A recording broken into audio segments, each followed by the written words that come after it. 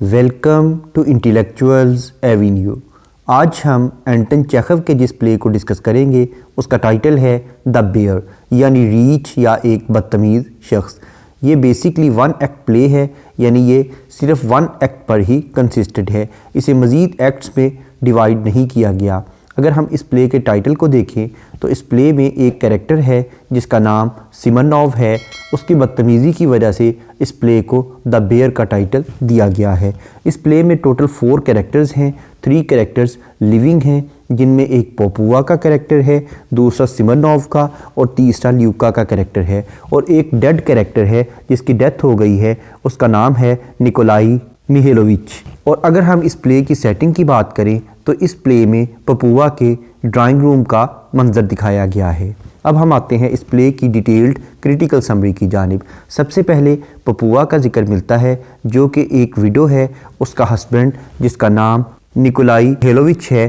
اس کی 7 ماہ پہلے ڈیتھ ہو گئی تھی، اور پپوا ہر وقت ماتم میں رہتی ہے اور اس نے ماتمی لباس پہنا ہوا ہے اور اپنی آنکھیں ہر وقت اپنے ڈیڈ ہسبینڈ کی تصویر پر گاڑے رکھتی ہے، اور لیوکا جو اس کا ملازم ہے وہ اسے کنونس کرنے کی کوشش کرتا ہے، اسے کہتا ہے کہ یہ درست بات نہیں ہے، تم اپنے آپ کو تباہ کر رہی ہو، ہماری جو ملازمہ اور جو کک ہیں وہ بھی پھل توڑنے چلے گئے ہیں، اور حتیٰ کہ ایک بلی کو بھی معلوم ہے کہ اپنی زندگی سے لطف اندوز کیسے ہوا جاتا ہے، کیڑے مکوڑے کھا کر اپنے آپ کو کیسے خوش رکھا جاتا ہے۔ یعنی ہمارے ملازمین اور ایون ہمارے جانور بھی یہ جانتے ہیں کہ کس طرح سے خوش رہا جائے، لیکن تم اپنے آپ کو کیوں اداس کر رہی ہو، اور تم نے اپنے آپ کو گھر کی 4 دیواری میں بلکہ ایک کمرے کے اندر کیوں محصور کر لیا ہے، تم کیوں ہمیشہ ایک ہی کمرے میں بیٹھی رہتی ہو، تم نے اس کمرے کو ایک گرجے کا عبادت خانہ بنا لیا ہے جہاں لوگ خلوت نشینی میں بیٹھ کر، تنہائی میں بیٹھ کر عبادت کرتے ہیں، تم نے اپنے کمرے کو بالکل اسی طرح کا ایک کمرہ بنا لیا ہے، اور جب سے تمہارے ہسبینڈ کی ڈیتھ ہوئی ہے تم ایک مرتبہ بھی گھر سے باہر نہیں نکلی۔ اس کے جواب میں پپوا کہتی ہے کہ میں کبھی بھی باہر نہیں جاؤں گی، میری زندگی کا اختتام ہو گیا ہے، میرا ہسبینڈ اگرچہ اپنی قبر میں چلا گیا ہے لیکن میں بھی اس کے ساتھ ہی دفن ہو گئی ہوں، وہ قبر میں دفن ہوا ہے تو میں اس گھر کی 4 دیواری میں دفن ہو گئی ہوں، ہم دونوں ہی مردہ ہیں، اگرچہ میں دیکھنے میں زندہ ہوں لیکن در حقیقت میں بھی مردہ ہوں۔ اس پر لیوکا جو کہ اس کا ملازم ہے وہ کہتا ہے ٹھیک ہے، لیکن جو تمہارا ہسبینڈ تھا اس کی اب ڈیتھ ہو گئی ہے اور یہ خدا کی مرضی تھی، اس میں انسان کا کوئی دخل نہیں ہے، اور خدا اس کی روح کو سکون دے۔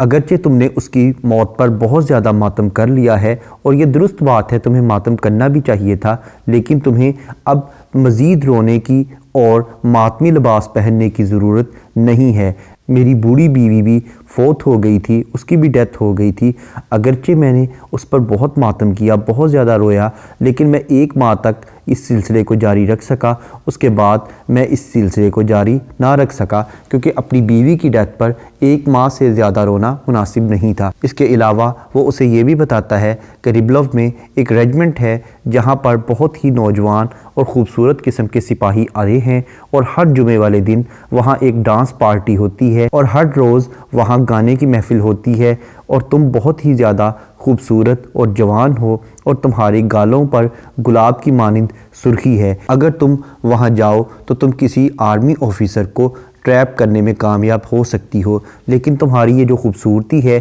یہ ہمیشہ تمہارے ساتھ نہیں چلے گی، 10 سال کے اندر اندر تمہارا یہ حال ہو جائے گا کہ تم ان آفیسرز کے ارد گرد ایک مورنی کی طرح پھرو گی، لیکن وہ تم پر کوئی نظر نہیں ڈالیں گے، اور اس وقت بہت دیر ہو چکی ہوگی، اس لیے ابھی تمہارے پاس ٹائم ہے کہ اپنی خوبصورتی کو استعمال کرنے کے لیے اس ریجمنٹ میں آفیسرز کے پاس چلی جاؤ۔ لیکن اس پر پپوا بالکل بھی ایگری نہیں ہوتی، وہ کہتی ہے کہ میرا ہسبینڈ جو ہے اگرچہ وہ بہت ہی برا انسان تھا، بہت ظالم تھا، اور وہ بالکل بے وفا قسم کا انسان تھا، اور وہ کئی ہفتوں تک مجھے تنہا چھوڑ کر چلا جایا کرتا تھا، میرے ساتھ جھگڑا کرتا تھا، لیکن پھر بھی میں اپنی موت تک اس کے ساتھ ہمیشہ وفادار ہی رہوں گی اور اسے یہ دکھا دوں گی کہ میں محبت کر سکتی ہوں، اگرچہ اس کی ڈیتھ ہو گئی ہے لیکن میں اس کی ڈیتھ کے باوجود اس سے محبت کرتی رہوں گی، اور اسے قبر میں اس بات کا اندازہ ہو جائے گا کہ میں اس کی ڈیتھ کے بعد بھی اس سے محبت کر رہی ہوں۔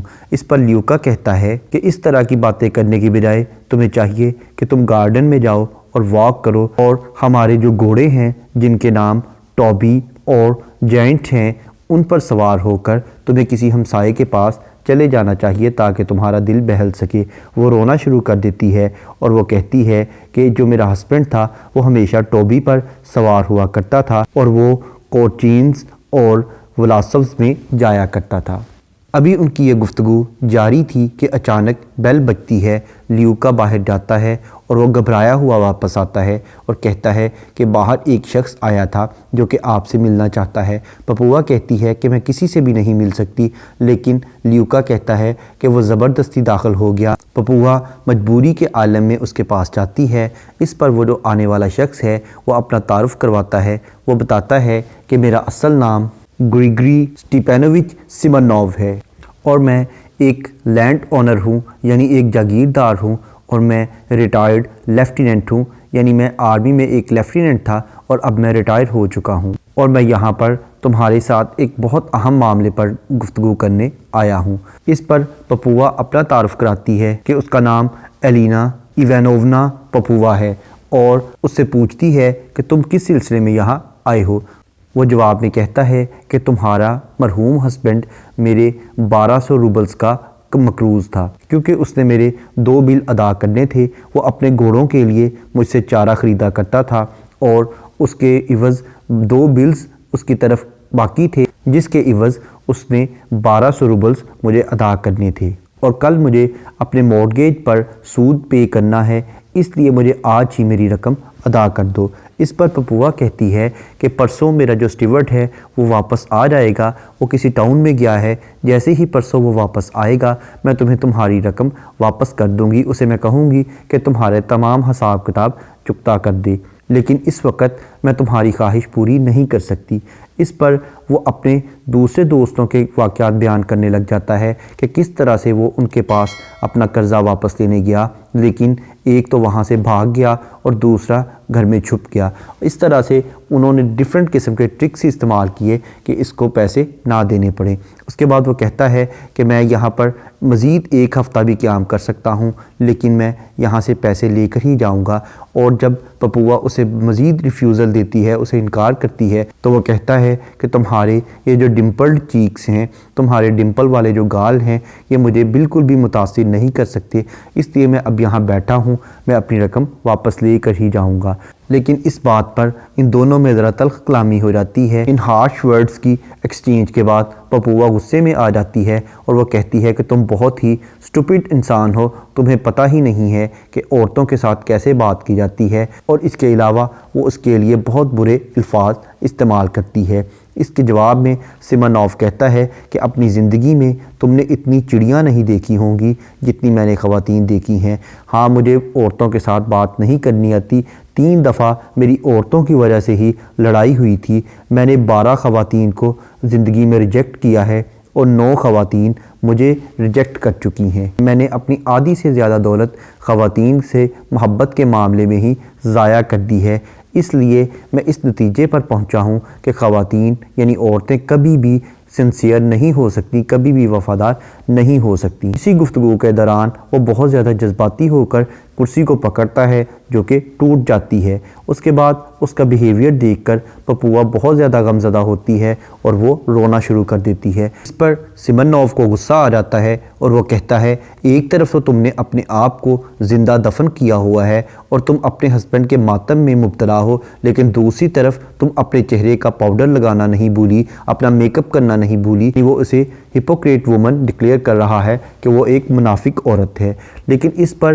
پپوا کو بھی بہت غصہ آتا ہے اور وہ اسے بیئرڈ کہہ دیتی ہے، یعنی ایک ریچ اور بدتمیز شخص کہہ دیتی ہے۔ اس پر وہ دونوں آپس میں ڈیسائیڈ کرتے ہیں کہ اب ہمیں لڑائی کرنی چاہیے۔ اس پر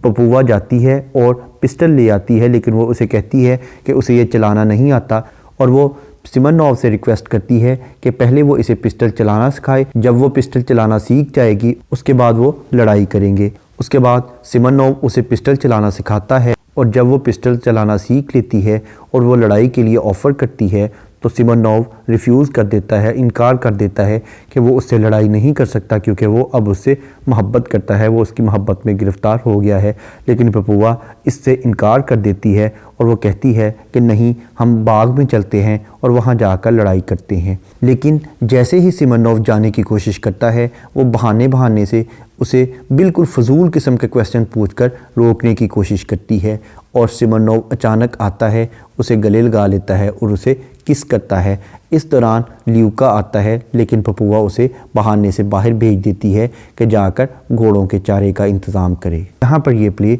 एंड हो जाता है। अगर हम इस प्ले के थीम को देखें तो इसमें राइटर ने यही समझाने की कोशिश की है कि man is made of woman and neither of them can live independently, यानी मर्द औरत का साथी है, दोनों में से कोई भी तन्हा ज़िंदगी बसर नहीं कर सकता, दोनों को एक दूसरे की ज़रूरत है। Thank you for attending this lecture.